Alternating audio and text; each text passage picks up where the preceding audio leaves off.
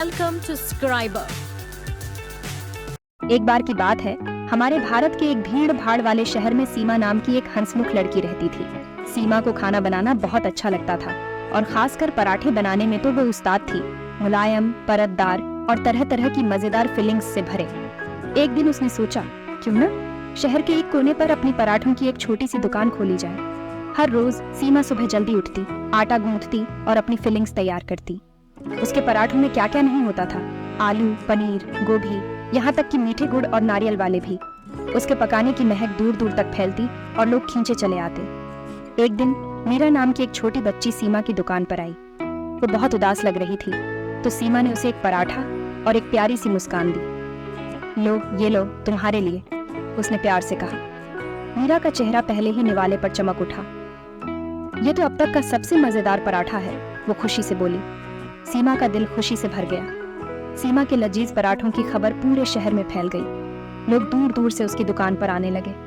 वो सबका स्वागत बड़ी मुस्कान और प्यार से करती और देखते ही देखते उसकी दुकान खुश ग्राहकों से घिरी रहने लगी। एक शाम जब सीमा अपनी दुकान बंद कर रही थी, एक बूढ़े बाबा जिनकी आंखों में एक चमक थी, उसके पास आए।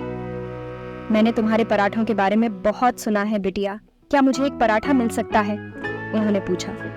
सीमा ने फटाफट उनके लिए एक गर्मा गर्म पराठा बनाया। पहला निवाला लेते ही बूढ़े बाबा मुस्कुराए। ये तो वाकई जादुई है, लो। उन्होंने सीमा को एक छोटा सा पुराना मसाले का डिब्बा दिया। इसे अपने पकाने में डालो, ये तुम्हें बहुत कामयाबी देगा। सीमा हैरान रह गई, लेकिन उसने बूढ़े बाबा को धन्यवाद कहा और डिब्बा ले लिया। अगले दिन उसने पराठों के आटे में उस मसाले की एक चुटकी डाल दी। जैसे ही उसने पराठे बनाने शुरू किए, महक और भी ज्यादा लाजवाब हो गई। जिन ग्राहकों ने भी वो नए पराठे खाए, सब मंत्रमुग्ध हो गए और सीमा की खूब तारीफ करने लगे। सीमा की शोहरत अब शहर से भी बाहर जाने लगी। आसपास के गांवों और शहरों से लोग उसके जादुई पराठों का स्वाद लेने आने लगे। उसे फूड फेस्टिवल्स और कुकिंग शोज में भी बुलाया जाने लगा। इस नई शोहरत के साथ सीमा ने एक बढ़िया सा रेस्टोरेंट खोल लिया, जहां वो अपने खास पराठे परोसती, हमेशा उस जादुई मसाले का इस्तेमाल करते हुए। साल गुजरते गए और सीमा का रेस्टोरेंट देश की सबसे अच्छी जगहों में से एक बन गया।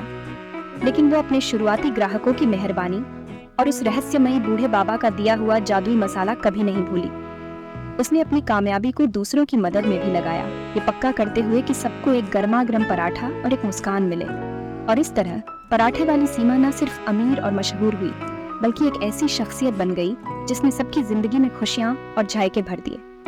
उसके पकाने का जादू सिर्फ उस मसाले में नहीं था, बल्कि उसकी मेहरबानी और दरियादिली में भी था, जिसने उसकी कहानी को प्यार और साथ मिलकर जीने की एक यादगार दास्तान बना दिया।